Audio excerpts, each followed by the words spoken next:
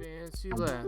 Fancy lad. Fancy lad. Podcast. Fancy lad. Fancy lad. Podcast. Gonna talk to my friends. Gonna share a Fancy thought. lad. Gonna have a laugh. That's what I Fancy thought. lad. Fancy lad. Fancy Fancy lad. podcast. Fancy lad. Fancy lad Fancy lad. podcast.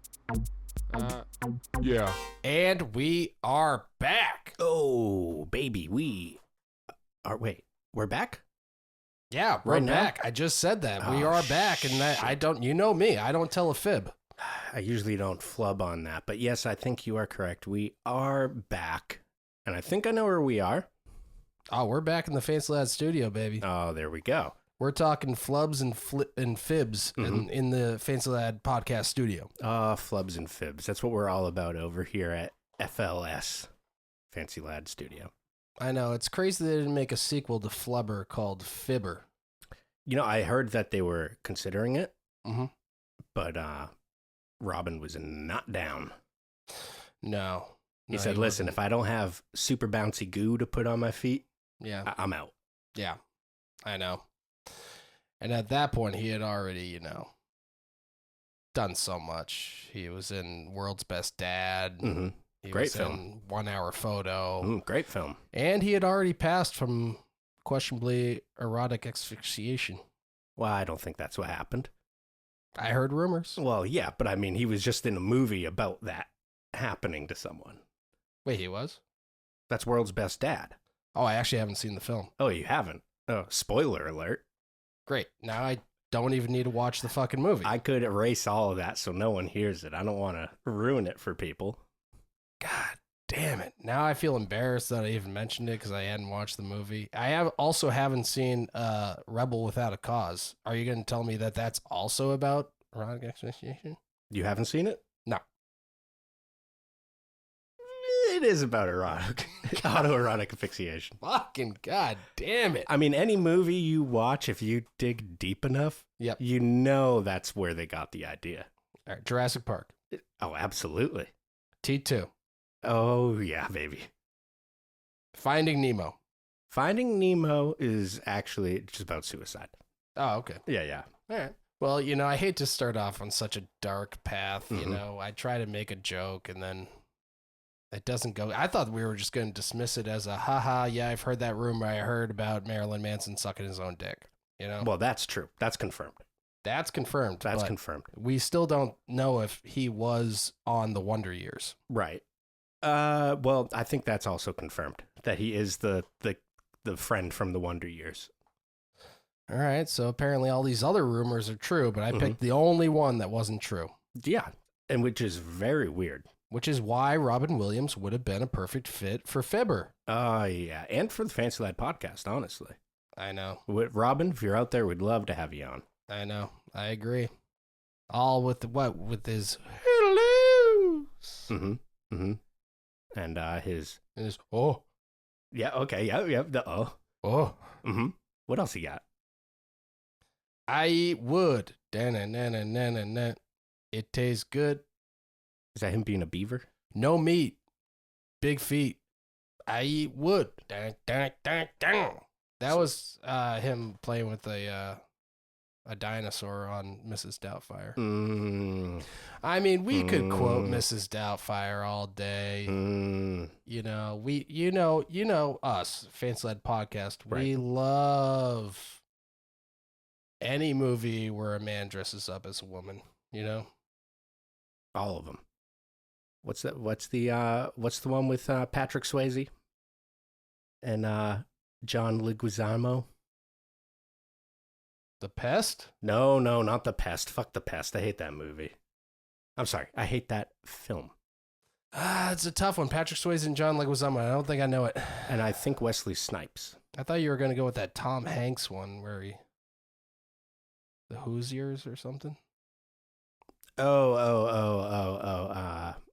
Shit, what the fuck is it called? I don't remember what it's called. Something with a... Is it with an H?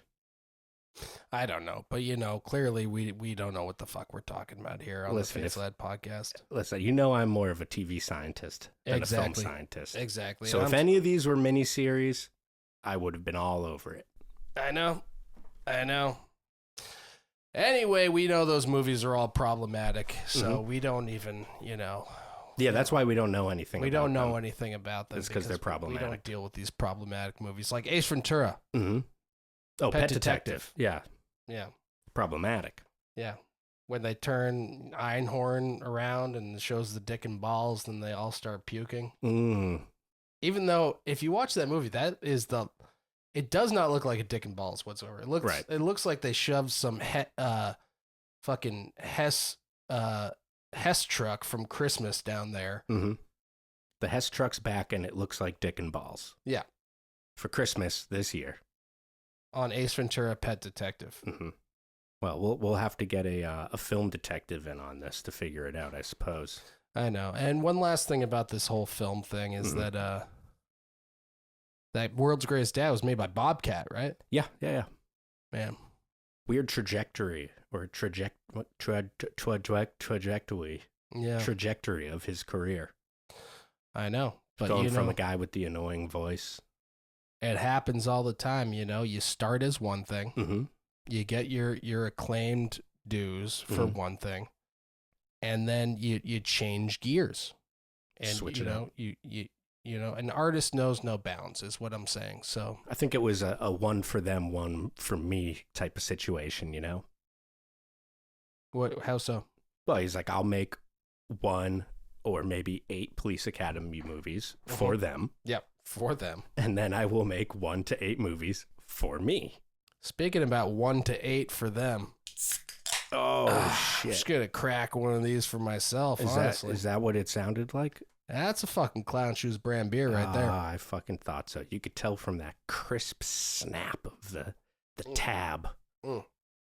Oh, God, that's good. Metal on metal breaking. Oh, God, that's good. That's a Bubble Farm IPA, in case anybody was wondering. I was wondering, actually. Yeah, and is it so good? It looks really good, honestly. So hoppy and what? delicious. Now that you mention how hoppy and delicious it is, I might just fucking... Oh, yeah. This is a Mocha Sombrero, though. Oh, I don't even know if they make Mocha this Sombrero, anymore. I have so many cases of it laying around You got to finish them. from, when the Clown Shoes chopper went down. Yeah, and you got to get ready for the apocalypse. Oh, I'm ready, baby. I don't want to get too political, but when World War III hits, we're going to be well stocked on Clown Shoes beer. Yeah, so if anyone wants to drink or anyone wants to trade drinkable water for Clown Shoes brand beer, come hit us up. I don't know how you'll do it, during that time. I mean, at that point, it's going to be like what they say in Mexico. The beer is going to be cleaner than the water, They say that in Mexico? That's what my old professor in college used to say. Is he from Mexico? He's from Haiti. Oh, okay. All right. So not American. Okay. All right. I'll give him that. I'll give him that. I just assumed he was some fucking American piece of shit saying that. No. Back in Haiti, we used to smoke a spliff as big as your head. Is that what he sounded like? Yep. That was a good impression. Oh, you know Brian McFarlane? No, I don't, but I just assumed that's what he sounds like. That's exactly what he sounded like. I don't know him, but that's how good of an impression it was. And I was like, where is this voice coming from? Yeah. Does Big have a talk boy lodged in his larynx? Yeah. He also used to say, you need to be more patient. You need to drink more milk. What kind of professor was this? Painting. Oh, okay. And he's giving you milk advice? Yeah, he's giving, which I thought was kind of gross. Yeah, that is kind of gross. It's like, ew, sick fuck. Yeah, Don't tell me to drink milk. Straight from the udder. Straight from the udder of a man. Udders! Another impression for you. You know who that is? No. That's, spoiler alert, that's Jin from Lost. Oh. If you remember that. And I was like, don't utter that filth to me. Mm. James from Lost. Jin. Yep, Jin. From Jim? No, Jin. Jin? Yep. What the fuck name is Jin? Jin? Well, it's Korean. Oh, Korean. Okay, Yeah. I was expecting Gin like the alcohol. Okay? Quite I mean, frankly. if anyone was Jim, it would be Sawyer because his first name was James. But this is not the Lost podcast. I know, even though it could be. It definitely could be. It could just me be telling you stuff about Lost, I and know. you, someone who's seen it, just be like, Once. what? Once. What? I don't remember that. I saw it once about 10 years ago. Oh, that's crazy that you only watched it one time. And I think the normal amount of watches for a sane human would be anywhere between 6 and 7 times all the way through. I think people might agree with you if it was The Sopranos, which I still haven't seen either, but I think I've only seen that like 5 times through. crazy. But oh, baby, I'm ready for another. Yo, give me another run through. Woke up this morning and Oh, got so you have some seen it. gabagool. Okay. So you have Woke seen up it. this morning and I got some more gabagool. That's it. Yeah. You know, it's like when the Ramones die, do you Mhm. think they're going to become a bunch of gabagools? Dude, that's a good. I mean, some of them are dead already, right? I mean, gabba gabba hey ghouls? Yeah, they could be. That's it. That's not a bad question. But this isn't the Gabagool podcast. No, it's not the Gabagool podcast. Nor is it the Dead Ramones podcast. I know. And if you can think of a better pun with ghoul and gaba in front of it, I'd like to hear it. Mm-hmm. So please write into fancyladpodcast@gmail.com and Yep. submit your best gabagool joke today. All right, no one sent anything. Okay, well, you know, the whole point what I was trying to make about Bobcat was, you know, it's similar to this, comedy's very similar to this skateboarding thing. Oh, You know, you can't just be a skateboarder forever. You right. know? Mhm. You got to branch out. You got to grow. You got to evolve. Okay? So I'm thinking we should get a guest that's, you know, maybe a pro from the 90s who Mhm. has just, you know, put all that skateboarding shit behind them and just decided, you know, what's the future like? What's my future like? I want to look into a mirror of my future self and see what holds in store, you know? Yeah, I mean, that sounds like a good idea. I would like to maybe get a guest that puts all that skateboarding shit behind them, both figuratively and literally. Mhm. Where it's like, yeah, I focus mainly on X, Y, and Z, not the XYZ videos. Oh, those No. are fucking sick. Yep. But I still have, you know, maybe like a little mini skate park in their backyard or something like that. I mean, that would be good. I mean, we've already had Fred Gall on the podcast, That's so true. we can't do him, but Well, we could. But this Well, we isn't could. the Fred Gall podcast. well, we don't know that yet. Well, it could be. That's what I'm It saying. could be. We We got to have keep the time. people guessing. God damn. Oh, so maybe it is the Fred Gall podcast. Although, unfortunately, I think by this point they had probably clicked into the video and seen the name in, Yeah, in the episode title. Yeah, Yeah. Well, that's assuming our listeners can read. exactly. Which they cannot. We confirmed that in the last podcast with Sam Talent that Mhm. no one of our listeners knows the book The Stranger. Mm. And if any of our listeners can even name a book, feel free to email fancyladpodcast@gmail.com Mhm. and just let us know if you've ever read a single book. Yep. And bonus points if you can put book title and author. That's bonus points. You Mhm. don't get anything for it. Yeah. But, you know, just bonus points with us. And the publishing house. Oh, publishing house would be big. And if you just assume it's Penguin, But, well, if it's Penguin pre-merge, you Mhm. know, then that's fine. oh, back when they had that, you know, the split in the stock of Penguin books Mhm. once they merged. Oh my Ooh, God, that baby. went through that's how I made my first million. I was going to say, that's what sent my kids through college. You know, so beautiful. So beautiful that, Oh, so beautiful. that your kids are going to be reading those books in college. You know, it's something poetic about it. Yep. But, you know, I think we've eaten up enough time here. You know, we only have a certain allotted amount of time on the Face Led podcasts. That's true. Unfortunately, we don't own the studio anymore. Unless you just want to sit here and shoot the shit for like 5 to 10 minutes, you know? I mean, we could. So what have you been up to? Not much. Skating. Nice, dude. A little bit of skating. Probably 5 times a week. That's pretty good, That's a good amount of times. right? It's a good amount of times a week. Watching fucking TV until like 6, 8 in the morning or something. Please tell me it's something other than Happy Days. Oh, don't you worry. I am just running through old seasons of Survivor, baby. Oh, sick. Okay. That makes me feel better, you know? Well, there's only so many episodes of Happy Days that are in syndication. Yeah. Like there's like maybe like 30 of them. And when within a few days, I was just seeing repeats. And I was like, I saw this like 2 nights ago. I know the Fonz going to walk in and do something fucking hilarious. Fucking hilarious. Yep. As always. Potsy's going to say some fucking stupid shit. Yeah. Ralph Mouth's going to save the day. Mm-hmm. Ralph's mouth. Yep, Ralph's mouth. Always saves the day. Always, time and again. You're like, this time he can't save the day. There's no way. But he pulls through. And somehow his mouth finds a way to do it. Oh, baby, that mouth. It's a good one. Exactly. Well, me? Oh, yeah, you. What have you been doing? Man, I just been like farting out my ass and shit. Like peeing out of my dick. Mm-hmm. Fucking putting food in my mouth and letting it enter out and let it go through my body until it exits my asshole. Mm-hmm. So everything you've been doing is hole-based. Yeah. Big Courtney Love fan. Yeah. Yeah. I knew that about you. Putting Q-tips in my ears, putting fingers up my nose. You're always like, God, I'm so glad she got Kurt killed. I couldn't stand Nirvana. Exactly.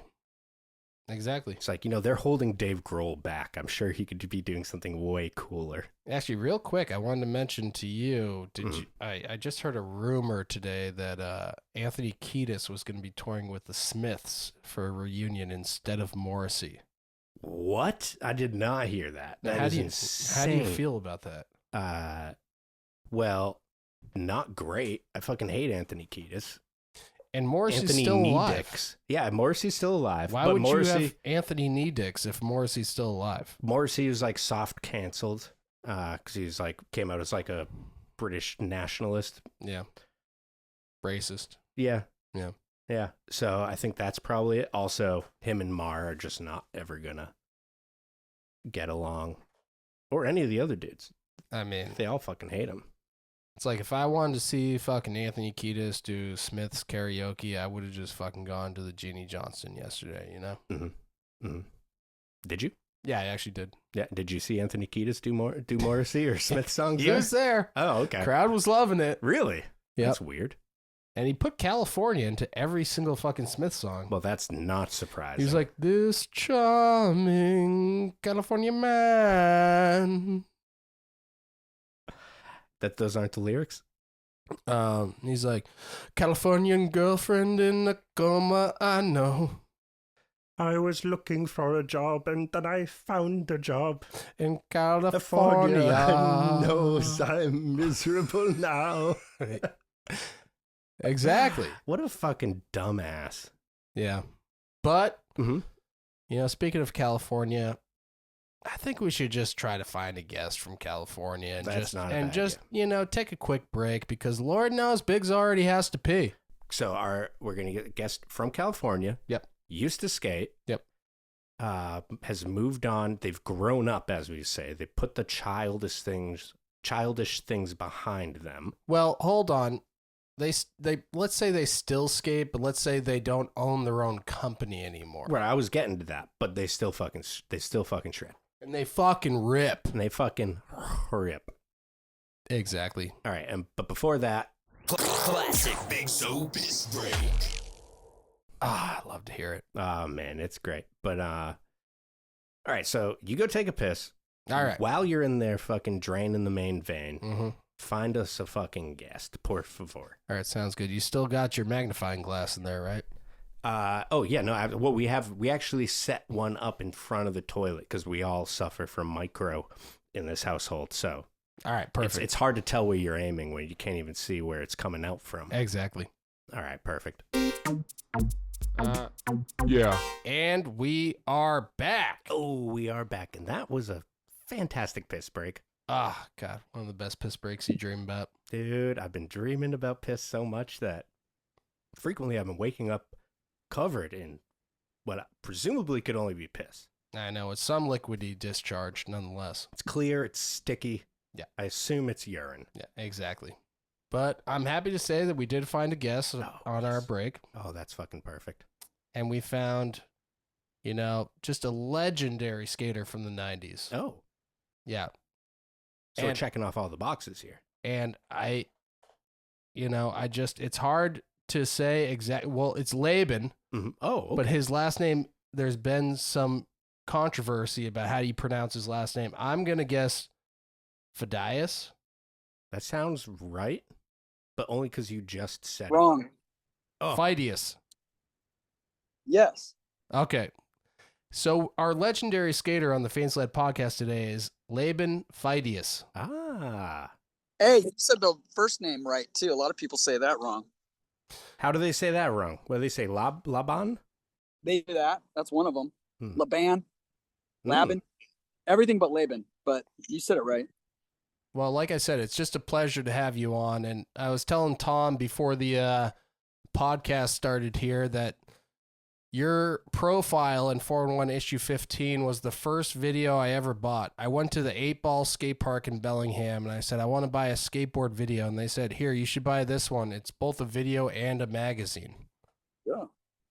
Yep. And you easily, along with Invisible Vanishing Point, you immediately became one of my favorite skaters early on.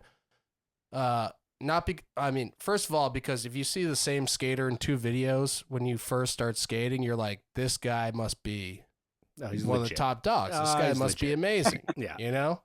But it was more than that. When I kept going on skating, it was the all the skits and the funny bits that you like to put into your videos, and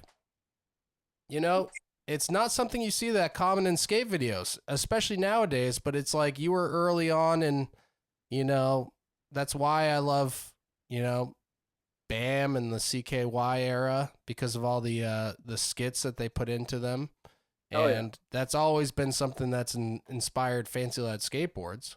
And even now we're trying to make a show, and it's something that I think is a lost art form in the skate video, Yeah, I mean, I always liked doing skits because it was fun. And I always thought that skateboarding was fun and they should go together. But especially back then, it was there was a time in skating when it was like, you're supposed to dress a certain way. You're supposed to do certain kinds of tricks. You're supposed to only be like that. And I was kind of like, well, why not just have some fun? We'll just make fun of some stuff. We'll do some skits. I don't know. I'm glad. I always like when I see that kind of stuff. Like, I still do it. I don't know if you saw the last Blockhead video. I'm still making skits and I'm still like skating. So I did not actually. I'm gonna have to check that out. But I will say, as a young boy growing up, me and my brothers, oh my God, we would quote that 4-in-1 profile all the time, all day, every day. If it was between Heine ass or fat, or any kid could be just like me with a lot of hard work and determination, and you pick up the trash from the dumpster. Wait, give me a second. Or the out with the non-nickel and in with the non-sickle, I probably get that one the most. I probably get because people still come up to me and quote me, and it's usually that's one of the main ones. Yeah. But it's something that I've carried with me to this day, especially as I've gotten older and have been owning a skateboard company. The homeless man. And he could be just like me with a lot of hard work and determination, and you're a homeless man picking out trash and shaking the food once you get it out of the styrofoam bin. I mean, that's the epitome of a pro skater to me, No, absolutely. Yeah, exactly. Hey, have you seen it? Me? Oh, yeah, of course. Oh, okay. That's what I want to see. I was just seeing if you knew what he was talking about. Oh, no, Okay. I did. I rewatched it this morning as well.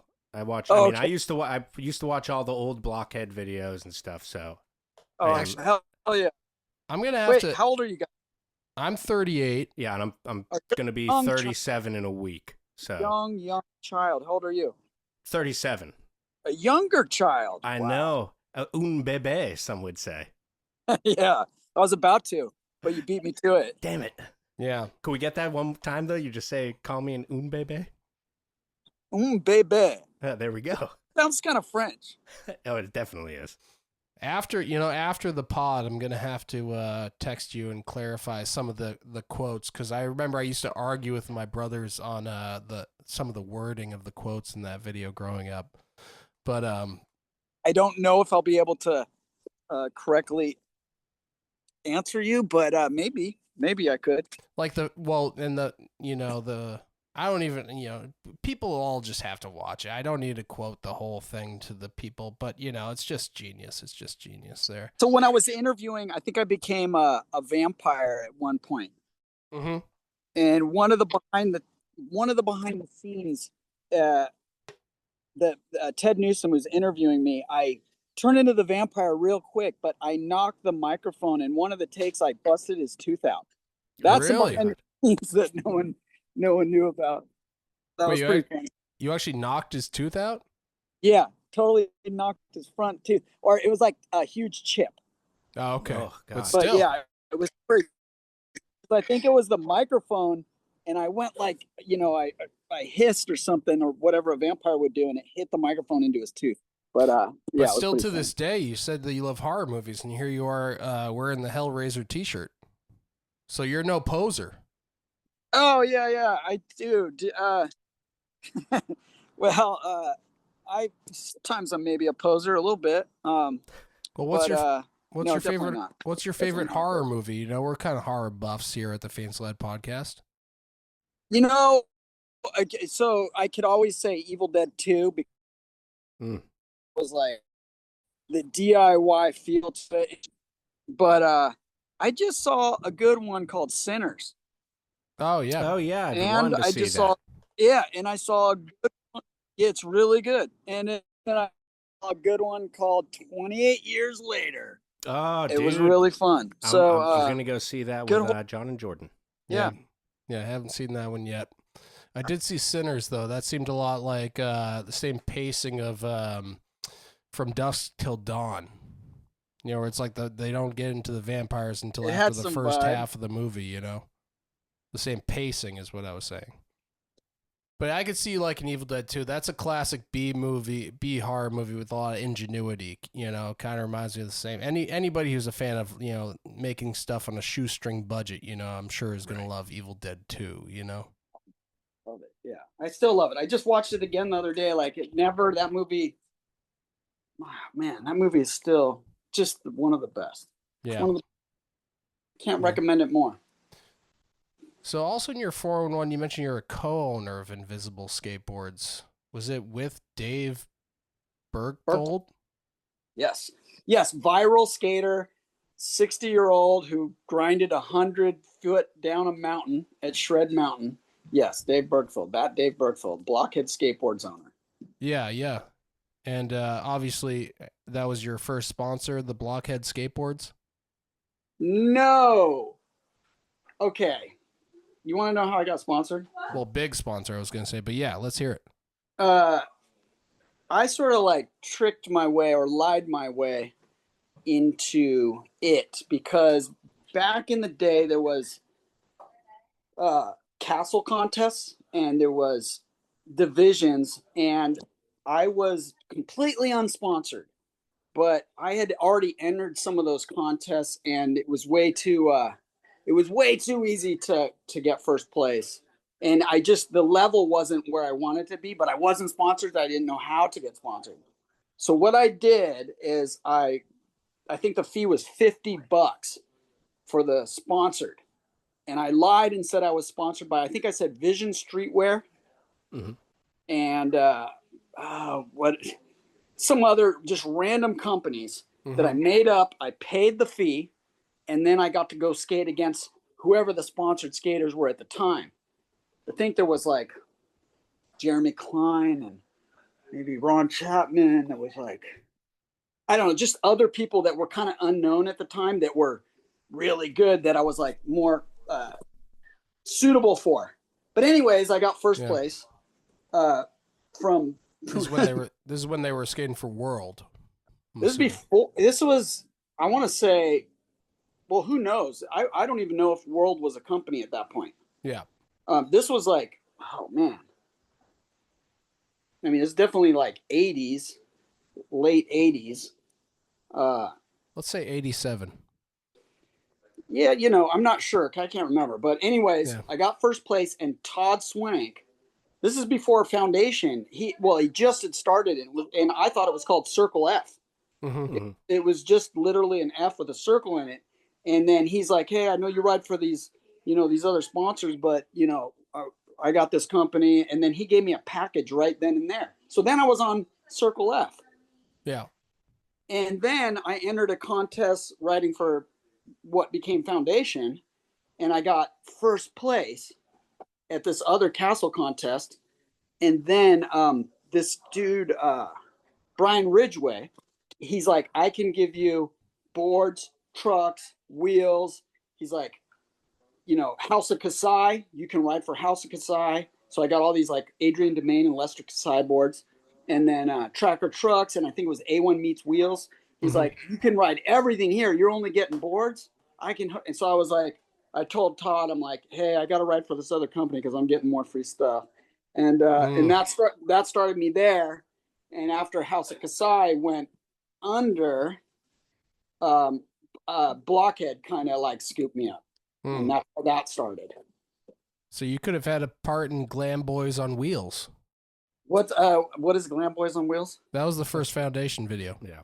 Oh, I don't even know. I guess I could have. I guess I could have if I would have stayed that route. Yeah, yeah. But it was funny because like I lived in Maine for a while. I was born and raised in California. East Coast. Moved to Maine, and I was living in East Machias, and that's where I met Rob Conson, who does low card. And I also skated with Dan Drehobel way back then. He used to be called Cancer Patient. So this is like way back in the day. Yeah, we call him Drabubbles here. What do you call them? Drabubbles. Curb bubbles. Drabubbles. Bubbles. Okay. Drabubbles. I can't even say it, but whatever nickname that Drehobel has is he's got a lot of them. Yeah. Spider-Man Dan was another one because he ate a big old spider in one of the Blockhead videos. Cancer Patient because he was not just because he smoked cigarettes all the time, but he'd wear a hospital shirt way back in the day when he lived in Maine. But what town in Maine did you live in? East Machias. Okay. Yeah. I know that's a different one from Dan. I think the one he lived in starts with an S.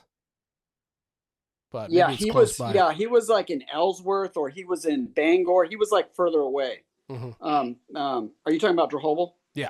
Drabubbles. Yeah, he was like a couple hours away, but back then, you ran into a skateboarder and it was like, oh no way, like let's skate like immediately. Right. It was like no questions asked. But it's not like today where you run into a skater and you just instantly feel vibed out of the spot. You're like, oh shit. Well, I feel like that would probably happen more so in the 90s than anything. I don't know. When I skated, I feel like skaters were a lot more rough and tough than they are nowadays, Yeah, it was there was some, but it was also much more rare to find a skater, so I get that sort of thing too, where it's like, oh my god, we're like the only two skaters around here, like, Yeah, exactly. Especially at like, what part of the East Coast are you in? Boston. Oh, in Boston. Yeah. Okay. Isn't that's Mass who else? What other skaters were from Boston?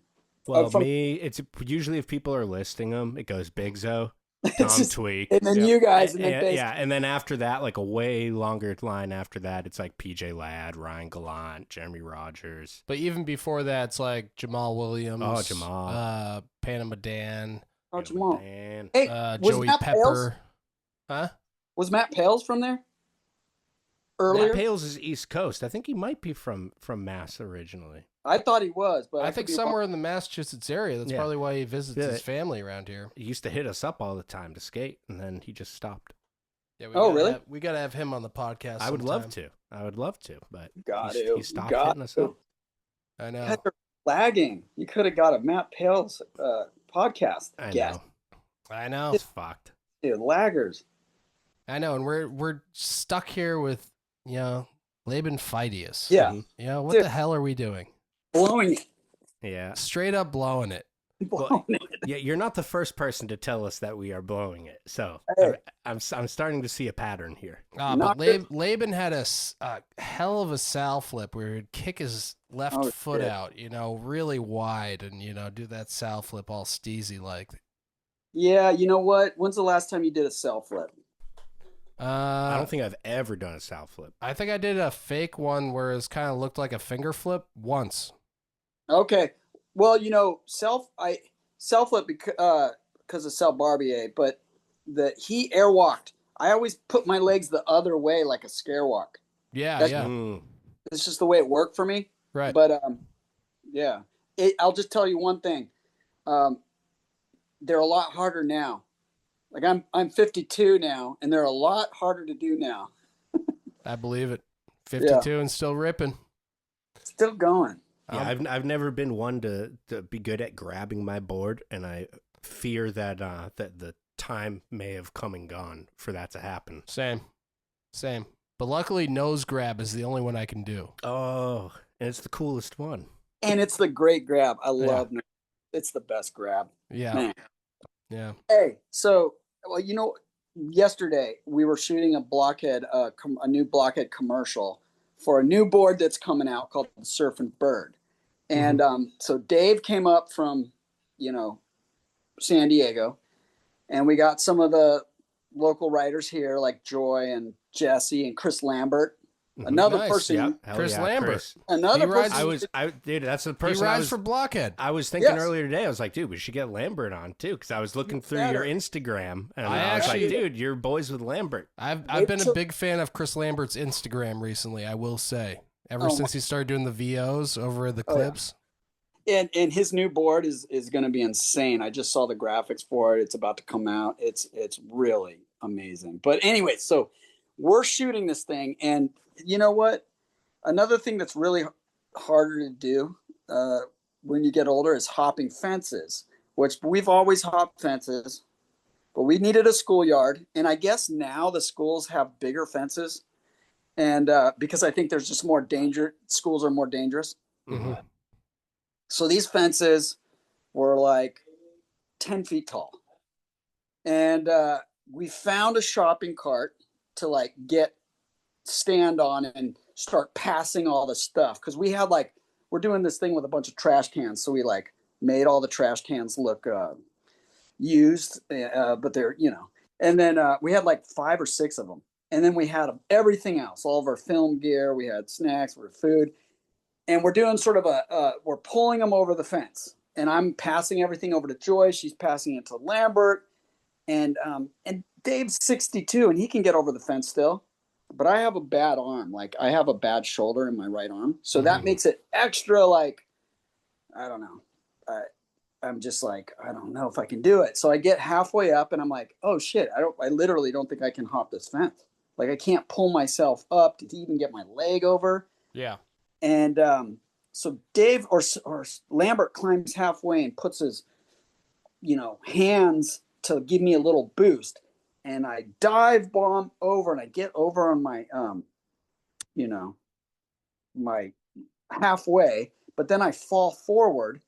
My feet go straight up in the air, and then I start falling down. But I get hooked onto my pants, onto the 2 straps, and it's a 10-foot drop on the other side. Yeah. And now I'm stuck upside down on the fence. Were you And dangling? What? Were you dangling? I was dangling. I was fully dangling, and I couldn't lift myself up to get out of the whatever was holding me up. Oh, jeez. And yeah, and so then they somehow climb up and are trying to unhook me. But as soon as I get unhooked, I'm going head first down, and they somehow catch me. And so we make it all over. Everything's good. I'm like, oh my, I was like, Dave didn't even film it because he thought I was going to die. Yeah. Oh. Yeah. What did you unloosen the belt and just let the pants slither off? Would you? Someone grabbed my nuts at one point and just moved them to the side. So But I that don't was know just if for that's- fun. Yeah, that was a separate issue. But Yeah. but anyways, we go in there, we start shooting some shots, and then basically Dave forgets a card for the camera. Like and we run out. So we need a card. And the other card's not in there. So he has to do a Best Buy run to get another card. Yeah. So we decide to all hang back. And only Jesse and Dave hop over the fence. They go to Best Buy. We're just waiting there. And then we get rolled. Cops show up. And I'm like, oh no, dude. Like, this is not good. And so, but, whatever. Maybe we're just getting trespassed. And they get on their microphone from outside. And they pull us over there. And they say, yeah, you've been trespassed. You got to get out of there. And I was like, okay. It's going to take some time. We got a bunch of stuff in here. So now we start passing everything. Lambert climbs over the fence, goes to the other side. Joy goes to the top. And I'm passing all the trash cans, all the gear. And I'm like, and they're watching us the whole time. They're out of their car staring at us. And I'm like, please leave. Can you tell we're going? Because this is going to be real awkward when it gets to my turn to go over this fence. Yeah. It's not going to go well, dude. And I'm like, oh no. And sure enough, the last trash can over. And then I'm like, oh no. I got to go. I got to try to figure this out. Now there's no shopping cart on this side of the fence. So it's way harder. Yeah. Right. And I don't have someone to boost me up. So I'm like, Lambert just looks at the cops and he's like, you guys are about to see something really funny. And I was like, fuck, I got to do this. So I hold the top of the fence and I'm like bending down and I'm trying to like see how high I can jump. I got to jump so high to get to my stomach. Basically, I do it and the same exact shit happens in front of the cops. I get hung up on my pants, upside down, dangling. And like they run in, are just grabbing, trying to unhook me. And then I just almost left to right, back to left. They each grabbed one ball and unhooked each one. And then I went straight down and Lambert somehow catches me as my head is going into the shopping cart. At one point, by the way, the cops are laughing the whole time. Yeah. Laughing. And they're like, at one point, they're like, are we going to have to call the fire department? Yeah. It was insane. Yeah, as I get older, though, I'm less intimidated by cops. I mean, I feel like, I could just be like, I'm older than you. What the fuck are you doing? Get the hell out of here. Yeah. Dude, I swear they were in their early 20s, dude. I swear. That's what I'm saying. It was weird. Yeah. It's just like, come on, guys. You got your job, I got mine. What the hell? Get the hell out of here. Yeah. I mean, LA is getting kind of gnarly with I don't know, cops and fucking ICE agents, or are they ICE agents? They're wearing, right. Who knows? Like, and then they're there's just dudes with shit they bought on Amazon. Yeah, it could just be like posers that are just getting violent. Plus, there's like armed soldiers with guns everywhere. I mean, it's just like it's just crazy. I don't know. I believe it, but back to this whole thing called skateboarding. Mm-hmm. Yeah. I just want to ask you about Invisible a little bit more. Was Jamie Thomas, was Invisible his first board sponsor? Do you know? No, he was actually pro for another company. He was really? already pro, but like it was for a company that you like never heard of, maybe. And it was like a small company out there. Like when we first went to San Francisco, and like he basically moved to Embarcadero. He basically moved there. Yeah. I swear he was like living on the street at Embarcadero and just trying to. But so when we showed up, and then basically I asked him to ride for Invisible, it was like an immediate yes, from him, because it was definitely a step up for him, because Invisible was doing a lot more than what this other company, and I forget the name of the other company, honestly, But real quick, so Invisible, was that any connection to Blockhead? Was it under like the same distribution or anything, or were there any sister companies to Invisible? I'm just curious for my it was well, okay, so like we'd been doing Blockhead, or David obviously been doing Blockhead for a long time, but by the time I got on it and we did multiple videos, and I got offered by some other companies, but I didn't really want to leave. I wasn't really a company hopper, or a team switcher. I wasn't really like one of those guys. Mm-hmm. like I didn't want to, but it was like I think it was a new iteration of like SMA that was like coming together with like Corey Chrysler and like all these different skaters and I got offered to ride for that and these other companies, and I was like, oh, I didn't want to do that, but then I was kind of feeling like we need to start something new. So I had a meeting with Dave, and we were on the street, and I was like sitting on a bus bench, and I was like, let's just start something new then. Here's a cool little part of that story is like a cop drives up and he gets out of his car and there's a 40 bottle that's in a bag, not mine, not Dave's, but it's over on the side of the bus bench. And he says that it's mine and he's going to take me in for, drinking in public. Mhm. And I'm like, what are you talking about? And he's like, I'll take you in right now. He's like, pick up the bottle. I'm like, what? I don't want to pick up a bottle that's not mine. And so I pick it up. He makes me walk over to the trash can. He makes me pour it out, and then he gives me this whole thing about drinking in public, even though we weren't. And then so I was like kind of pissed because it ruined our little business meeting. Mhm. And I fucking obviously don't like cops. And so I was like, Dave, let's go to 7-Eleven. We went to 7-Eleven and I buy a 32 ounce of orange juice. And then I say, hey, can you brown bag it? And then I brown bag the orange juice and we go back to the bus bench. And now I'm drinking this brown bag of orange juice and I'm just waiting because I know that motherfucker's like circling. And then like, sure enough, I see him coming down the street. So I'm like, what I do is I take a quick sip while he's like almost, half a block away. And then I kind of look over and then I put it hiding behind my foot. And I just set it down there. Yeah. And he's beaming me. And then he leaves and then he comes back and I was like, I know something's going to happen. He comes back with backup. Multiple cars show up and they get out. And I'm like, what are you talking about? Like, I can't drink orange juice. And the other cop was just standing there just, oh no, just so defeated. Mhm. He gets it. He smells it. He pours some of my orange juice out. I'm like, dude, I just went to 7-Eleven and got orange juice, dude. I can't drink orange juice in public? What are you talking about? And then they had to just like roll away. It was the best.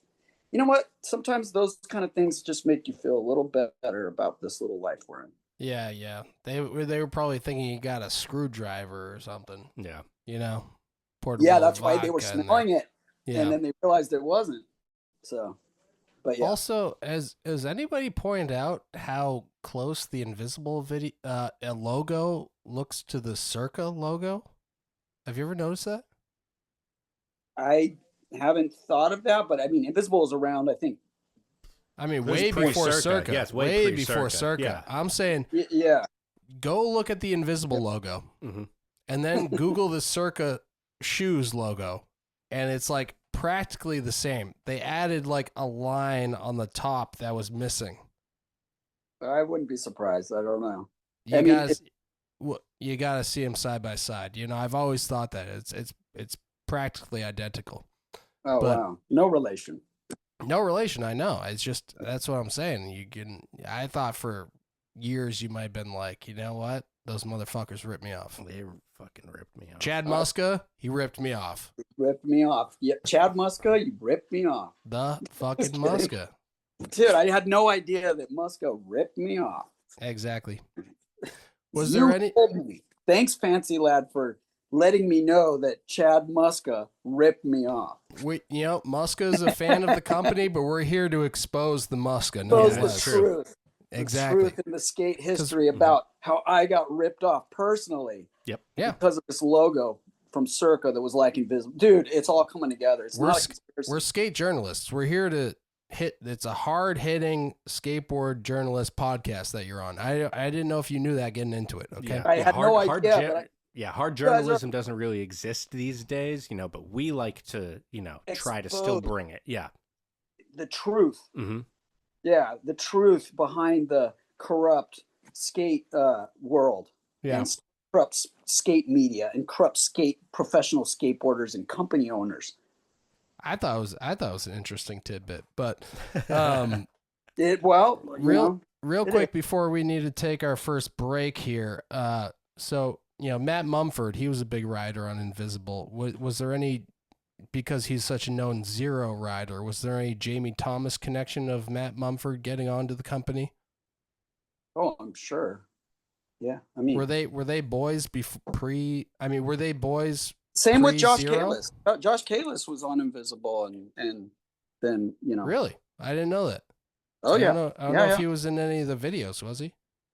There was one video where he might have had on this like black bench that went down. Maybe it was in Kentucky. We were on some tour. He was there, and he was doing some rad tricks. That might be and he might have got some clips. Honestly, I can't remember, but there was that time where Josh was on Invisible, and recently, Josh Kalis, like, I don't know if it was a podcast or was a documentary type thing, and he talks all about it, and it was awesome. He said some very kind words. I really appreciated that. Nice. I love that he's still, still out there skating along with yourself.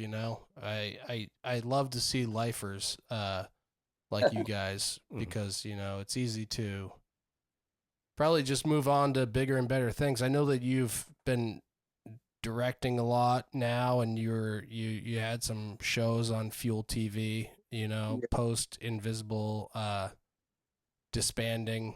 Was there like a when did you, what was the catalyst? What was the straw on the camel's back when Invisible went out of business? Do you remember, or do you care to mention it, or is it just something that just happened naturally? Let's see. That I think, yeah, that was tough because I think that like at that point, with whatever was going on in skateboarding, I just remember like the reins were getting tightened in with like financial stuff, and it was getting tricky to pull it, with the way it had been going, and yeah, and I remember, yeah, it was. You have a company, so it's like, It's you tough. deal with, huh? Yeah, it's tough. Yeah, There's there's not a a lot bunch of of, money to be made a lot of the time. yeah, exactly. So it's like, and obviously it's different times now. So you're dealing with whatever, the situation is with, it's like, it seems like way more of a saturated market now. Like there's like, seems like there's 1,000 board companies, whereas like back then there was less. Yeah. And but there's a whole other avenues for letting people know about your company too, which didn't even exist then. So I don't know, that it's all different now, but it still was tough then in possibly similar ways, but a lot of different ways too. So I just remember, I think I was tasked with having to like uh, either let some people go, which is the hardest thing to do, or like cut their pay, and it was just tricky. It was tough. I just remember, but we had fun. We made some cool videos. We went on some really cool tours. We traveled around the world. We did some fun stuff. I mean, we did a bunch of good stuff, and it was a great time. So Yeah, and you also made the Caught Clean videos. Those were were they unofficially through Invisible? yeah, kind of, because that was out of the distribution that we were in at the time, which was like the Climax distribution. So yeah, I'd gotten a little budget to make the first one, Caught Clean, and then a little budget the second time. They were like so low budget, but just have fun and just, like skateboarding was my film school. Like I didn't go to film school. I learned if all the music videos I've ever made. I know everything I know about film production was all through skateboarding, like literally, and I just applied that, and I still do. But it's all through skateboarding. It's crazy. Same. Yeah, I've been working as a video editor and been striving to become a director myself. So I mean, everything I've learned as well has also been through skate videos. So I feel like I'm in a very similar boat. Yeah, there's kind of two boats, I guess. There's the people that do go to film school and they get all their connections and they get all their things that way, and then there's sort of like what we're doing, which is we just learn by doing it. by actually just putting stuff out. And I'm talking every part of it, like every part. So you kind of have you get pretty much everything you need to know, and plus you also are learning about also marketing and like putting things out there. I don't know. It's like there's so much to it, and then finishing projects. Like you've had to finish. You know, you can't let a project linger. You got to get it done and move on to the next one. You know, Yeah, and you got deadlines. You got deadlines. You know, it's you're true. like, It's true. And we're going to talk about this more, okay? Including, Spike Jonze, started with skate videos, became a famous director. But, we got to take a quick break because of the Zoom restrictions. But we're going to be right back. We're going to pick it right back up. Are you going to send me another link? Yes. Of course. All right. We can't be paying for this premium subscription. It's too much. It's too We're on damn a much. shoestring budget over here. Yeah. All right. Well, we'll be right back. Yeah, we'll be back. All right. Yeah. And we are back. Oh, we are back, and that was a great mandatory, or should I say obligatory Zoom break. Exactly. Because as the Sweaty and Deranged fans know, we will not be paying for Zoom Premium. Precisely. What kind of what? beard? Like I had one like that one time. The beard? The mutton chops. Mutton chops. Oh, that's what it is. Yeah, Okay. I've had this since I was like 18, 17 maybe. Pretty long time. Mhm. Pretty long time. I've had some good ones in the past. I'll try to dig a picture out and send it to you because. Yeah, I've seen some photos of you with a burly ass beard. Oh yeah. You got a bit of a beard on your Instagram profile. You know how I got the mutton chops though? I didn't mean to. I had the beard, and then I was skating and I cruising around and I did a backside flip and zung out, hit my chin, and I go to the hospital, and oh wait, this story just got a little longer. Hold on. So then I was like, hey, don't cut the beard. Can you work around it and stitch me up? So they did. No problem. I was like, oh, good. No problem. Then I was over, I want to say a couple weeks. How long does it take to get stitches out? Stitches are gone. I'm at Chris Postras's house, and he had like this weird like DIY ramp and this like, we were skating over there, and I tried to like roll in off the roof, land on a bank, and I zung out, hit my chin. Literally, not in the same place, but right below it, split it open. Ugh. And so I have to go to the hospital, and I was like, hey, can you just not cut the beard? And they're like, oh yeah, no worries. So I just lay back, close my eyes, let them do their thing. And I opened my eyes later. I had fucking massive mutton chops. I was like, holy shit, you guys literally just shaved. I had no idea until I saw it. And I was like, oh, fuck. So that's how I got those. Yeah. Yeah, I didn't have to get hospitalized to get these. It was a conscious decision, which seems crazy, right? Yeah. Looking at me, you're like, well, that's crazy that he chose that. Yeah. Yeah. Yeah. So you didn't eat shit and go to the emergency room. No, okay, got it. Yeah. Just did it all based on free will. Well, that's a hell of a story about the mutton chops. Oh, God, you got to love a good mutton chop story. I know. Doesn't sound very vegan, though. It doesn't yes, that was a great, I like that shout out was perfect. I am vegan, correct. I have been for, I don't know how many decades now, but I was born and raised vegetarian. So. Oh, hell yeah. Oh, wow. So easy transition. In a time when they didn't even know what vegetarian was. Crazy. Yeah. I mean, it's gotten a lot easier these days, man. Like when I grew up, I mean, now I can go anywhere. It's so much easier to be vegan these days. It's crazy. Yeah. Everyone caters to it. Like there's options, separate menus. You got your tofu, your tempeh, your seitan. Oh yeah.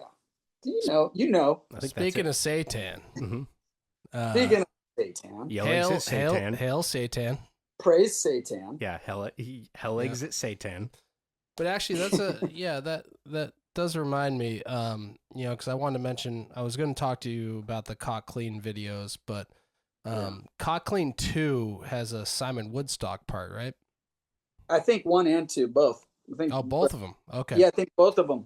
For some reason, Caught Clean 2, his part sticks out more in my mind. Is that the one where he's the rocker, the young rocker in love? Young rockers in love? Oh God, I Where he's like wasted. I might be confusing the two now. Honestly, He's I need to drinking rewatch Jack Daniels, and he ends up getting hit by a car at the both. end. Right, yeah. Oh wait, That might be. I think that's one. Okay, yeah. Yeah. Okay, so you're talking about when he was wearing the like the grass like Yeah, camouflage, exactly. and That's he keeps the on part doing I'm talking tricks about. and hiding in the bushes. Yep. Yeah. Love that part. Yeah, that was a great. But yeah, I mean, there's such a the most common comment of all time. I don't know how familiar you are with the Fancy Lad videos, but the most common YouTube comment of all time is, "Yes, Simon Woodstock did this back in the '90s." Because I was filming him do that in the 90s. Yeah, because we are famous for making all the board manipulations. Right. Which of course. he, of course, was the first one to do it. We got to give him props. Give props where props are due. Absolutely. Yeah. And but it's a little frustrating when people tell you that as if you didn't fucking know. You know what I mean? But what were you thinking when he was doing these board manipulations back in the day with like the spring board and the fish tank I loved board it. and everything seriously, like that? it was like, I remember one of my first pro contests. It was up in San Francisco. It was like a back to the city contest, and it was like inside of a pond, and they emptied it out, and they had a skate contest in there.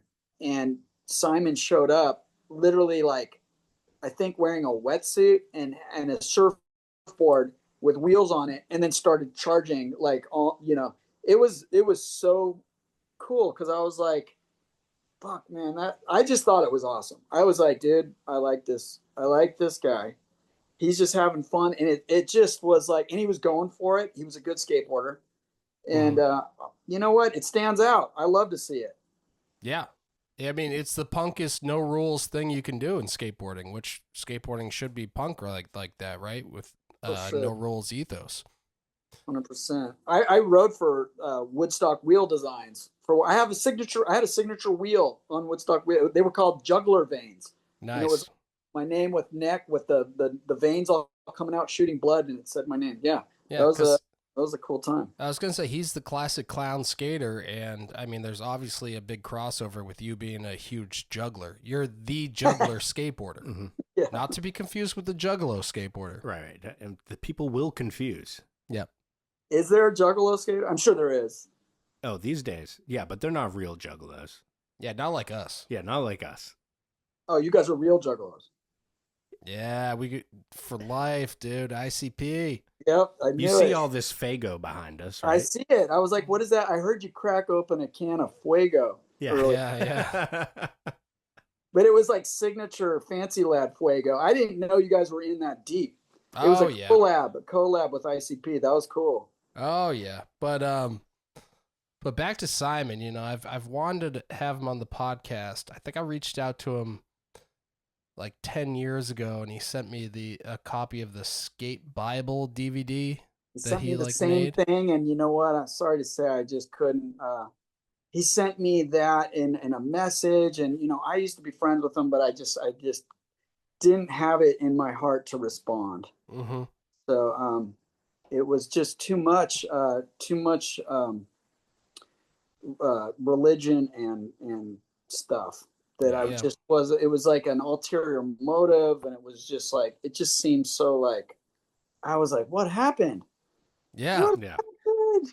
That's what I want to know. Because I figured I wanted to know if you went down the same route. Because I remember in your profile, you're like, oh, my relationship with God, I pray to him every night. And then you cover your horns. Yeah. Oh, yeah. Yeah. Some would just burn in hell. Yeah, no, I'm still there. Still there. Love to hear it. Love Good to hear. Yeah, But, I guess he's like Bob Dylan, he just became a born-again Christian after his rise to fame. I don't know what happens to these people at a certain age, but... Hey, man, I don't either, and it's just unfortunate, and I don't know, I feel like it's oh man, it's frustrating. But you know what? Everyone has to follow their, you know, It's true. life. But I feel like they give up. They're not following their life anymore at that point. Like now Right. you're being They're- told They're giving in. you're giving in Yeah. and Right. giving up, and it's like, wait, you just, oh man, what a bummer. It's true because I don't even have anything. I don't have any qualms with religion. I think it's great when anybody finds a spiritual path because I think that there's a lot of unanswered questions on this earth. But I just hate when it becomes somebody's entire personality, and then it almost they say that they're like being their true self, but it almost just takes away from being their true self because it's I like agree. now you're not being your true self. You're just having this as a character and a front, Mhm. A front, it's up front. It is like a front. But I will say, okay, I've had like a negative opinion about, especially Christians, just because there's so many of them, Mhm. and they can be so annoying and just straight fucking diabolical at times, like straight up the most fucking evil shit you've ever seen. Yeah, the most like hypocritical shit as well. The most hypocritical, the most evil shit. It's like, it's frustrating because you're like, okay, you're the good Christian then, okay, Right. fine. But I'm like, but I went to Texas, and I didn't tell anyone I was going there, and I was in, because my wife, she's a opera director and a theater director, and so she gets these big jobs where and then she'll be staying somewhere for a month or so, and I could just tag along. They put her up in an apartment, and then I get to go there and find all the skate spots, so I get to go there and just like, and I just remember going to San Antonio, and I was like, where's a skate spot? And I searched it, and there was a DIY. I went to it, but the city had torn it down, so I just filmed it, right? And just the graffiti on the walls, and I didn't tag anything, but immediately I got a response, and they were like, from someone I didn't know, but they were like, yo, are you in San Antonio? And I was like, yeah, I'm looking for skate spots. And immediately this person was like, I can show you all these spots, there's this, and I'm like, yeah, I'm also trying to film for the new Blockhead video. I might need help with someone holding the GoPro to get something. And this guy was so helpful. I find out he's a Christian, right? And at first I was like, oh no, this is gonna be bad. This is not gonna be good. And but dude, nicest dude on the fucking planet, never fucking put his religion up front like we were talking about. It was never even a fucking thing. And then he invites me to like this curb session. I swear the other dude and what he was skating with was was a Satanist, I think. Like literally, I was looking through some of his posts, and he was like, and he was totally cool too. And they were skating together. There was no fucking problem. Then I was like, oh, if that's your path and that's your deal, but it's not even a fucking thing. I was like, it's fine, Right. for people to have. It can be all good, but a lot of people do not make it all good. So many, the majority, I feel like at this point do not. But Right. Yeah. Oh no, but absolutely. there's some good ones out there, dude. I couldn't believe it. Exactly. I mean, one of Fancy Lad's, oldest, diehard, sweaty, and deranged fans, Craig Royer. God bless him. In the, the Bible Belt there in Ohio. He is a huge Christian, but he loves Fancy Lad, and it just, I think that there's something with the creativity, that like they think is, a glorifying of God, which, good for them. I mean, I just like being creative, Right. know, Yeah. but, Yeah.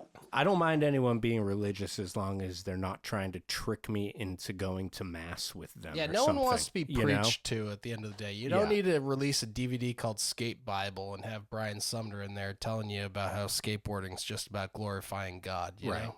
But Yeah. Yeah. But Yeah, I God digress. really wanted you to do those Nolly Smith grinds somewhere. I I mean, don't think so.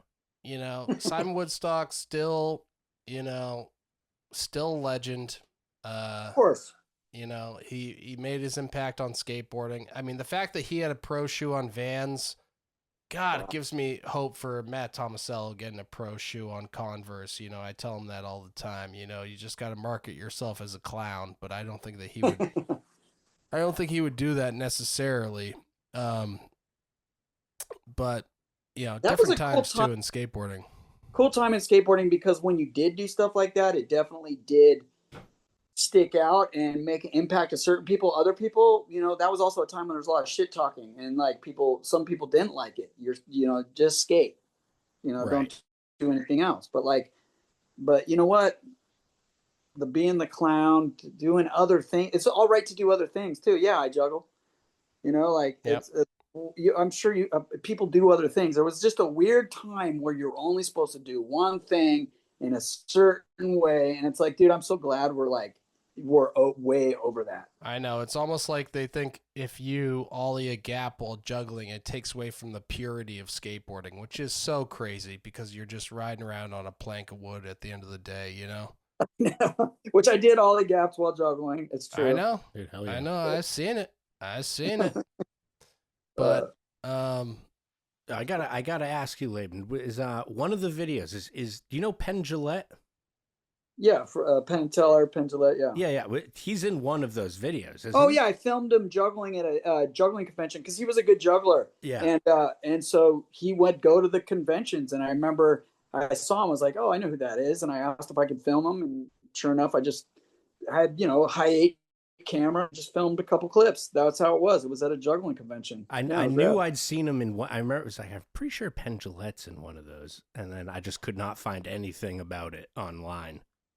Yeah, I doubt you would. All I found was an ad for what was it?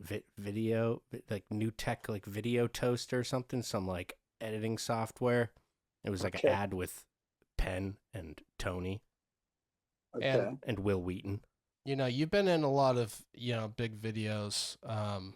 It must have been crazy, being in Tom Penny's Best Part, sharing a video with him and Etney's High Five. Mm-hmm. That must have been cool, being in that video. Yeah, about that. I don't know what I did in High Five, but yeah, that was Etney's.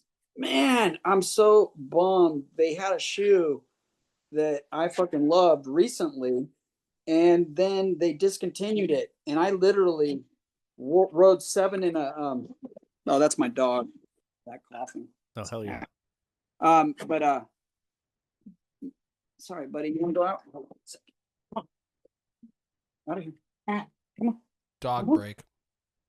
He's got like a heart that keeps growing, so he's got it won't stop, so it's gonna kill him. It's got too big of a heart. Oh. But yeah, that's awful, and also sweet at the same time. Yeah. Wait, what were we talking about? We were talking about Etney's High Five, but the shoe. It was just like Jocelyn. Yeah. It was a vegan Jocelyn that was like, I don't know. It just worked on my feet, and now it's gone. So I don't know what I'm gonna do. I'm starting to get a little worried. Like, the vegan shoe market is not it's not that big. I know you don't got sheep shoes anymore. Mm-hmm. Oh yeah. We don't. And Rowley's into killing animals now. Yeah. So he's not making any more vegan shoes. You gotta hit up Ed. It's actually good for the conservation, mate. Tell him to bring back a Templeton shoe on America so you can get a vegan shoe. Something. But also looking through your videography, I noticed that it credited you for CKY2K. I don't know why. I mean, I was gonna say, were you in that video? I don't remember. It might be. I have no idea. I don't think I am. I don't know why it says that. I know it's on the skate video site. It might be true. I don't know if I've seen it. You're gonna have to you're gonna have to watch CKY2K, and you let me know if you find yourself in there. Yeah. I would love to know which part you're in. There's no way we're never gonna find that. We're never gonna find that out. That's not gonna happen. Yeah, it's not gonna happen. It's just not gonna happen. It's like that is one thing that will never be uncovered by you guys, you hardcore skate journalists. All right. Well, we'll leave that to the public. Yeah, we'll leave that to the Sweaty and Deranged fans. They can figure it out. Yeah, they're going to do the research for us. Okay. Yeah, someone's got it. It's just not going to happen, though. It's not going to happen.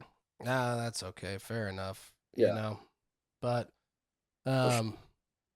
what else? Yeah, I mean, that's what I'm saying. What else? I mean, let's just keep going down the line. And so the way I thought a relationship was going to be, basically, it was like I reach out to you, and then you respond 7 years later, and then I was going to I was expecting 7 years. I was, for the next response, but now it was like, it didn't take 7 years.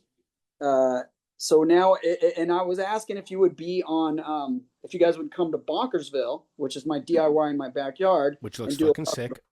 Yeah, do a welcome to Bonkersville. Well, Damn. let's just give a little backstory for the people who are listening who don't know this. Originally, you reached out. This is funny because you reached out 7 years ago asking us if we wanted to play one of our Fancy Lad videos at a film festival that you were doing. Yep, at the Ford Amphitheater, big, like a big film festival thing. Yeah. Yeah, and I didn't see the message, and then I recently was like, who would be a good guest? Laban. I was like, you know what? Let me go to message him. And I go to message you, and I go, immediately when I pull up the DM, I'm like, oh, I already messaged him 10 years ago, or 7 years ago. And then I was like, oh, wait, wait, he messaged us, actually. Yeah. And I was like, I read it, and I was like, oh, geez. Oh, well, blew that one. But then, yeah, so I was like completely... You should have followed up, is what I'm saying. You should have that's followed not up on us. on that. That's I was not like, on these us. fucking guys, are fucking too cool for school, man. I knew it, dude. No, I don't know how that one slipped by me. Usually I see every message from every sweaty and deranged fan, and then I messaged you saying, sorry, I saw your message. And then you invited us to Bonkersville. So, Yes. I mean, for the listeners, why don't you tell them a little bit about Bonkersville? I mean, one of the reasons why I bought this house is because it had a slab in the backyard. Because I was doing so many production, so many TV shows at the time. I knew that I wasn't going to have much of a life other than production, and taking skate breaks was going to be very hard to do unless there was something literally like right there. Right. And so that one piece of concrete slab, which is a little bit sideways and tilted and crooked, was just at least a little area, had nothing on it. And then Chris Lambert actually got a couple of fucking bags of cement and built a tiny little spine. And that's what started the whole thing. Literally, you know how much fun we had on literally like a 2 foot, 1 foot high, 2 feet wide spine. That sounds like the best. Yeah, that sounds like heaven. That sounds like the best ramp ever. Yeah, you're talking to a couple of guys that love skating little tiny shitty things, That lasted like a year or two, and then it was like, no, let's just keep building. We slowly just added and built more, and then people's ramps would be like, hey, we don't want these ramps anymore, and I would be like, I'll take them, and I just put them back there, and slowly just built my little like area, and then I was like, on the gram when you're posting videos, it's like a minute or whatever, and there's so much more to a session that's fun. And like the behind the scenes, and I was like, why? I need to do a longer format because I'm having so many fun sessions here. But people are only seeing 30 seconds of it or a minute of it. And it's like, you're not seeing like how cool the session is. Right. And I was like, let me just start something. So I just, somewhat recently, I was like, let's just do it. Like, welcome to Bonkersville. Whoever comes over here, I shove the GoPro in their face and we have a fun session and we talk about stuff. Like, I throw clips in there, whatever we're talking about. And it's been so good. I love it. Cause I get to constantly do little production, filmmaking stuff, and constantly get to like have, cool skaters over and to get to try Bonkersville. And you know what? It's not the easiest place to skate.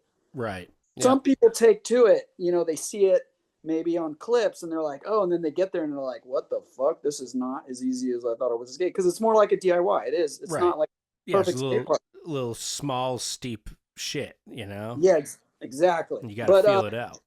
But I had something. That's why I was thinking, like you guys or some of your guys or some of your team would love it. Like you guys would have a fucking blast there. That's our shit. Yeah, exactly. Yeah, it looks fantastic. Yeah, looks very fun. Anyways, like if it ever works out, if one of your team writers is out here and you can throw them my way, I'll do. And if you're like, he's here and we're promoting something, whatever it is that you guys are going to do, then like bring it up there. It's just another place to put it out there. I'd love to have it.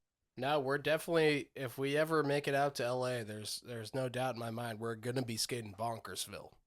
Oh, absolutely. In the meantime, I implore all of our listeners to go to your YouTube and follow this Bonkersville. Hell yeah. Is that the? Oh, they'll find it just by They'll find searching it. Bonkersville. Yeah. Nonetheless, I mean, they ain't nothing out there like Bonkersville. So And what is it? What is your obsession with Beavis?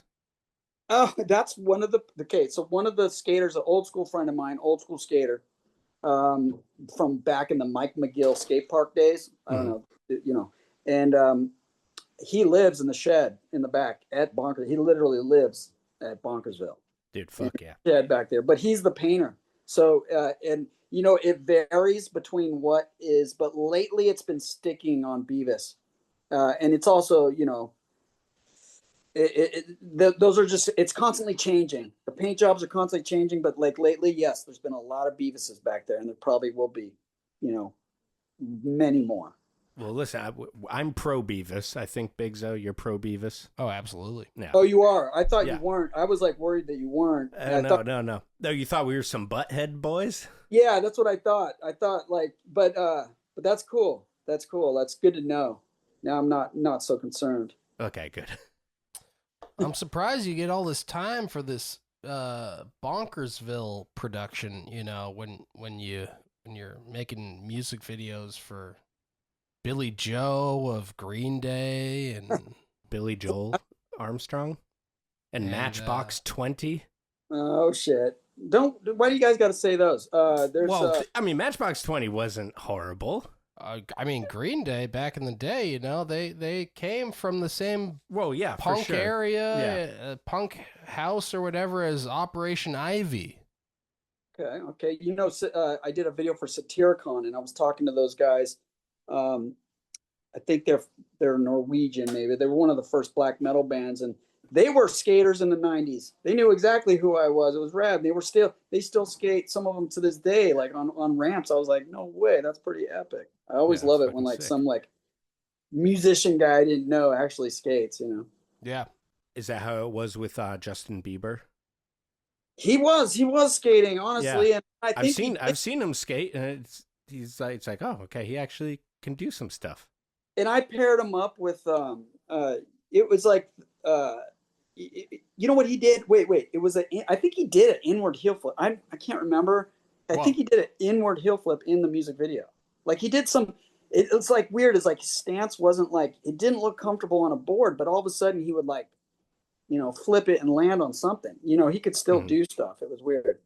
Yeah. But yeah, that was a fun project.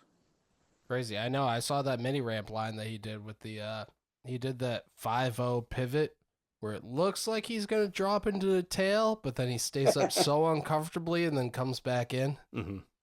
You've probably seen I have the line seen with it, the but I wasn't fakie where he grabs the nose. I was not sure if that was actually him, though. Or like one of those clips where people are like, oh, here's Andrew Garfield nollie flipping an 8 stare. And I'm like, is that just not some other dude that looks like Andrew Garfield? Listen, we're here with Laban, and he's big time.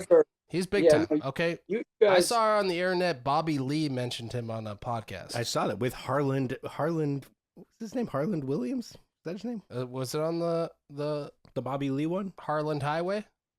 I don't know. Hey, you know what? This is perfect time to bring this up because you guys haven't seen the new Blockhead video. No, I have not. And so you haven't seen my new part, but That's fine. like the skit I do, the person interviewing me this time in the skit is Bobby Lee's brother, Stevie Lee. Stevie Lee. Was Stevie he on Lee. Mad TV? I was on Mad TV. Were you? You were on Mad TV. Oh yeah, I played myself, and then I remember Bobby made a joke saying, "This is Laban. He's on the 10th day of the Master Cleanse, and he works at Hot Topic," which was so funny because I think he improvised those lines, and I literally was on the 10th day of the Master Cleanse. Never worked at Hot Topic, but man, it was pretty funny. I've never posted the clips, but My God, you gotta be posting that Mad TV clip. Really? I gotta find it absolutely. now, honestly. It doesn't. I have it. I know I have it. I wasn't allowed to watch Mad TV growing up. My mom would be like, this is an SNL household. Yeah. Oh. And she'd be like, watch this Chris Kattan best of. I know. So, I mean, is there any as a director, are you just sticking strictly to music videos, or is there any thing on the horizon for any feature films or anything like that, or? There's always stuff on the horizon. You know that. You know that. Oh, I know that. But you know what? Honestly, like when the pandemic hit, I was like, right then I had done so many music videos. When I started doing music videos, like, you know what? I didn't have a connection to it. I just knew that I just worked my way in, just like I do with everything else. I just kind of like be good enough to be where the shit is happening. Just like with skateboarding, I kind of like worked my way in there by pretending, but knowing I had the skills to back it up. And same thing with music videos. It like, but then when the pandemic hit, I was like, I gotta stop. I just wanted to stop all that. And really I wanted to focus on skateboarding more, which is what I sort of been doing now. And not sort of, fully. I've been focusing more on that because I'm like, you get to a certain age, you guys are still young children. Love that. And, Thank you. I love that about us. I like that. And for the people that can't see the screen, he's making a real small. He's putting his index finger straight to his thumb. Yeah. So that's how small we are. You couldn't even really, put a piece of paper in there. And no, but basically I was like, I don't know. I was like, at a certain age, you're like, fuck, like, I want to, skateboarding is only going to deteriorate in certain aspects as you go, certain aspects of it. So you're going to lose all that. But the cool thing about skateboarding is you can adjust if you're not stubborn. Like, I don't like it when skaters get stubborn and they're like, well, I can't do what I used to, so I'm over it. And it's like, well, of course you can't. You did that. Why do that? Learn something else. You didn't do all this other weird skateboarding stuff. You could try skating differently. Yeah. There's always something you could do to push yourself in a different way. And some skaters, they never find that because they're like, I had to be like this. This is what made me the thing that I am. It's like, well, fucking, if you love skateboarding, adjust and make do and figure out how you're going to keep going and doing it. And I was just basically like, when you reach like 50, you're like, fuck, I wanted to come, like, so the new Blockhead video, Heads Up, that's my 50-year-old part. That's like me as 50.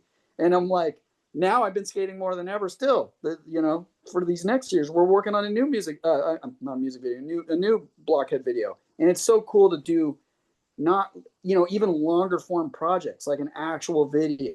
That was so fun. It's like what we used to do. It wasn't just dropping like a short form thing that just goes wherever. It was like, no, this is a project. And we actually put it in movie theaters. We did premieres. We took it on the road. We did tour with it. And it was awesome. Like so many people showed up, and it was more of like an event or like, a thing. And it's definitely helped Blockhead more too, because we're like putting the energy into it, Yeah. But adjust. That's what I'm saying. Adjust and keep skating. I know. Luckily, we've never been that good at skateboarding, so we've always had this low impact mentality. So I'll be able to skate the way I am well into my 70s. Yeah. And as you said several times, we're still babies. So I'll probably be 90 at that point, and I can't wait to see you at 70 doing some of the same tricks that you did now, dude. Like, no, they're gonna be completely new tricks, never been thought of. MBDs, okay. Oh, dude, I that's one thing that I'm looking forward to. Like, when I'm like 90 something years old, I'm going to be looking at you guys, young children set in your 70s. Yeah. Dropping skate videos and skate parks. Dude, I cannot wait for that. Seriously. I know. It's gonna be a thing of beauty. It is. Oh, the people are going to love it. Oh, well, yeah. I mean, I just, I mentioned to you before, it's always a trip to me to have, to do this podcast and have people, that I looked up to growing up, and then, talk to them as equals, as we are now. It's what makes creating worthwhile is that, the whole reason why we are making these videos at the end of the day and putting so much effort into it is just to inspire others to do the same thing. You know? Yes. Yeah, do it. Yeah, it's yeah, because I think there is like a lot of maybe like certain kids these days like have too many things in front of them that like makes them not like want to go outside as much as like I did when I was a kid, like be out there in the fucking world and the elements doing shit like that. And not to mention back then we didn't even have the skate parks. So everything is like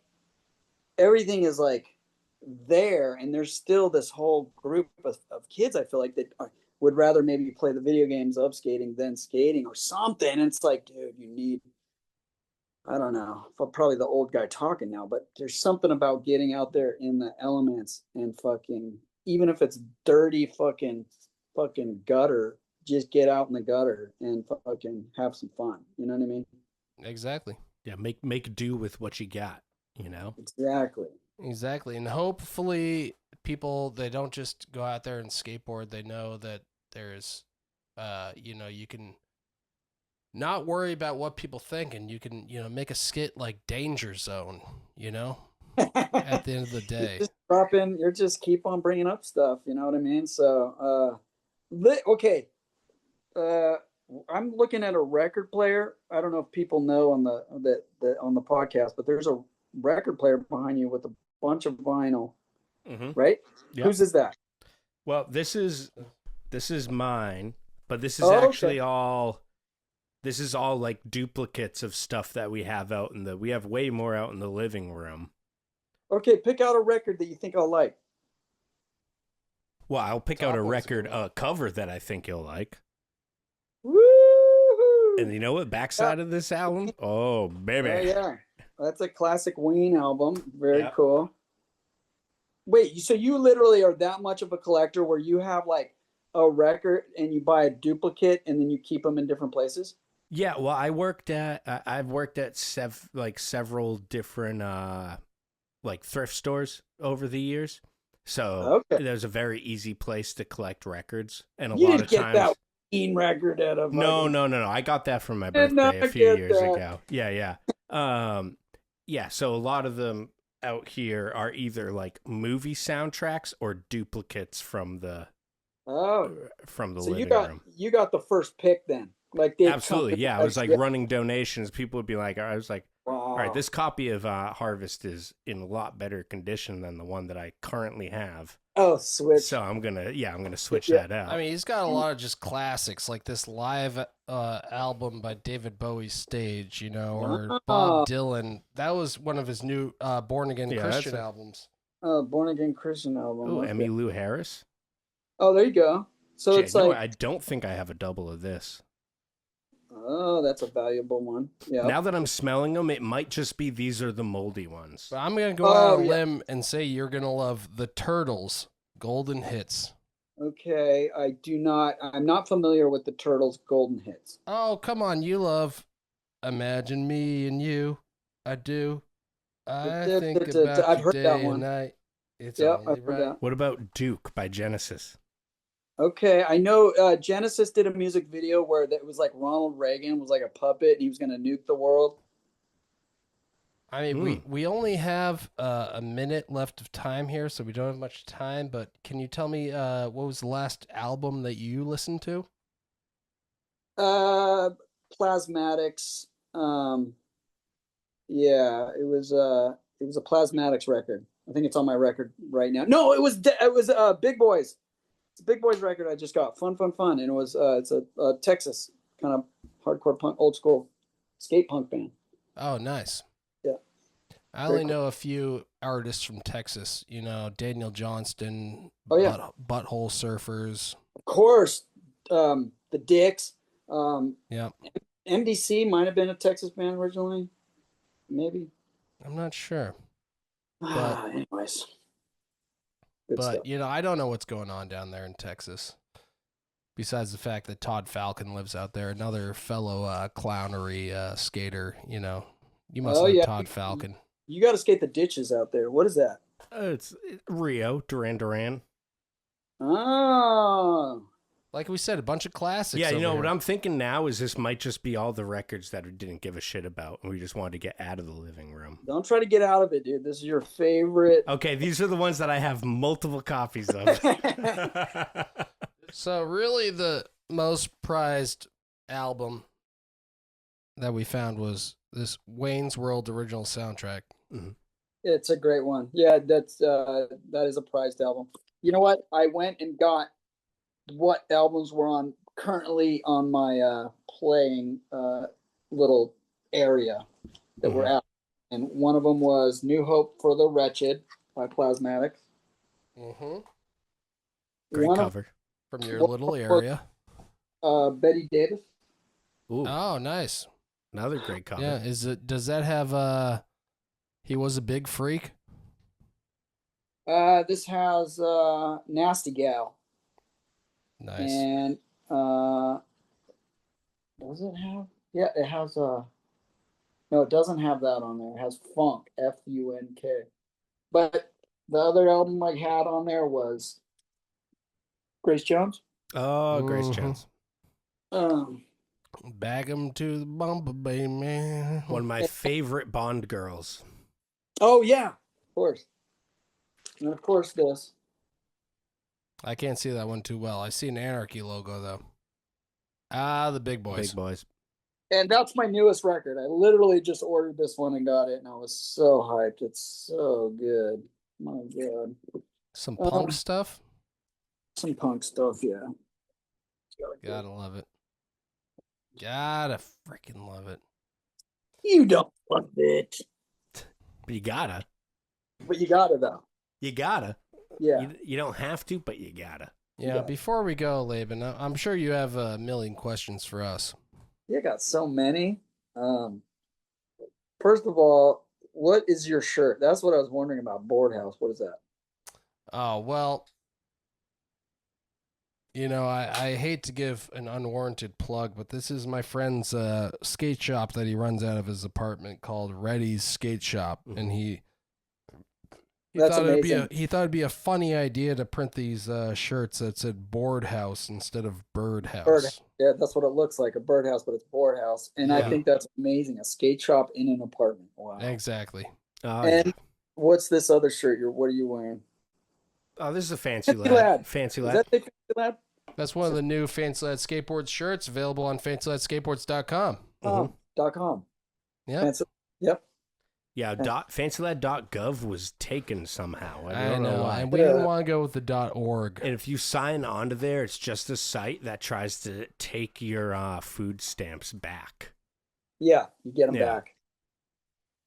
They're You gonna could want make- it. They're gonna want Could that you back. make your own like fancy.lad? That's true. It's like the Gmail.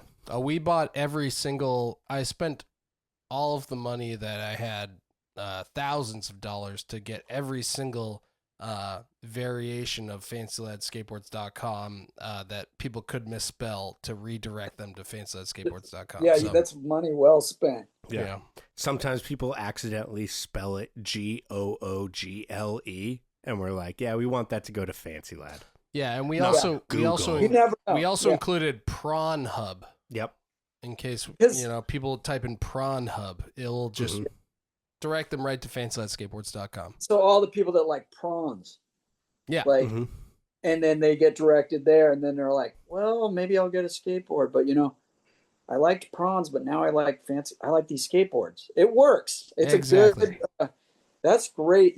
Thinking outside of the box with your marketing, you're getting all the prawn fans, and you're redirecting them to skateboard. I mean, tell Dave, if he wants to thrive, I know that skateboarding's a tough gig, so, I mean, maybe Hey. instead of Debbie does Blockhead, maybe he has Prawn Hub Prawn Hub. does Blockhead. Well, you guys got that one, but dude, I will say with Dave, he's 62 years old, and he got a 2-page spread in Thrasher magazine at 60 years old. That never happened to him. He wasn't getting the coverage. He was always a company owner. He always skated, but he never got, like, no one knew how much of a skater he was. Right. Yeah. But he always skated, and then and he never grinded fucking rails, round bars. He never did that shit. Mhm. And then because of this thing called blunt steel, which it's this dude Renee that makes them. Dave learned how to grind on like round bars, and then we took apart those sewer pipes that were at Shred Mountain. It's 100 feet long. We like re-screwed them together and put couplers. And he fucking was gonna lose his mind if he didn't make it. But it took like multiple days of him trying until he almost died. And I granted if he didn't make it, he would have died because he was losing his mind over this trick. Yeah. I don't think he'd ever gone through something like that. But and then the picture was taken, and Burnett from Thrasher, and they were like, "Well, if you make it, we'll use it." So then Dave was like, "Oh shit," and he finally did it, and it was like, dude, it was so gnarly to see a 60-year-old doing that, and then for him going viral and then getting a 2-page spread at Thrasher was kind of the best. Yeah. Because it just shows you that even like you can always, if you go for it, you Right. can make shit happen. I love it. Was that in the most recent issue of Thrasher? It was probably. Do they come out every month? Yeah. Okay, so this is a few issues ago then by now, because that was when he was 60 and he's 61 now. So probably 9 issues ago. I don't know. Okay, I'm gonna reach out to him. I'm gonna figure out which issue this is because now I want to see it. You gotta see it, but Now I'm personally invested. you're personally invested. I told the story, but he hasn't released the fucking, what's it called? Like when you watch the behind the scenes, sometimes it's even better than Mhm. watching the clip. The My War. When you watch the My War type thing, Dave needs to fucking edit together a My War because Hit up Burnett. it's brutal, and it's just so fucking cool Yeah. to see. And anyways, that's in the new Blockhead video too. It's the first thing that you'll see in the video. So and we Okay. got Yeah, fuck we yeah. got like Jeremy Ray back in it, Omar Hassan, Rick Howard. We got a lot of the old school Blockhead writers back involved. wow. Rick Howard even does a skit in it. We just had fun. It was awesome. That sounds great. Yeah, I saw you were hanging out with Ray a lot, and I was like, damn. Hanging Oh, out with Jeremy Ray. Yeah, he's still ripping. I just did a Welcome to Bonkersville with Jeremy Ray here. It's Yeah, not yeah. out yet, but and Christian Svitek was in town from Ohio, and Love him. yep, he's got a brand new board on Blockhead. He's Friend of the podcast. Friend of the podcast. That's kind of come full circle because I'm the one who gave him his first. I'm the one who sponsored him. Mm-hmm. He's Really? he's the first one that sponsored Matt Tomasello. Exactly. Our top rider, Matt Tomasello. Right. Yeah, he skated on for 1031. Exactly. Did you sponsor him on Invisible? On Invisible? That's a funny story. Do we have enough time to tell it real quick? Oh, we Oh, got yeah, enough we got time. time. I just We need got to time. pick up a burrito before the place closes, but we got enough when time. did they close? How much time you got? Looks like we got 17 minutes, but I gotta walk there, so. Okay, that's okay. I'll make it quick then. We're Yeah. good. So we would get a lot of sponsor me videos on Invisible, right? Yeah. And they're on VHS back then. So you'd pop them in, you'd watch, and most sponsor me videos were sorry to say, they just weren't they weren't that good. It was like not But then I get this one. I swear it's fucking so long. Christian Svitek. And I don't know who this kid is, but I'm like, I see something good. I'm like, whoa. But then it's like minutes of just the worst filming you've ever seen. Just like garbage that you just wouldn't put in a video part. Mm-hmm. And then I'm like, okay, let me push eject. And then I'm like, oh, fuck, what was that? What the hell? And it just enough to keep me going to watch the whole fucking thing, which was almost 20 minutes long. I mean, I'm talking a sponsor. You never see that. And I'm like, every time I was about to stop it, a banger would happen. So I'm like, I look at it and I see Kristen Fitek, I see a phone number. So I'm like, I'm going to call this kid because there's enough here. And so I call him up and I think his mom maybe answers and then he gets on the phone and he thinks it's his friend pranking him because he's like, there's no way that I would be calling him. There's no way.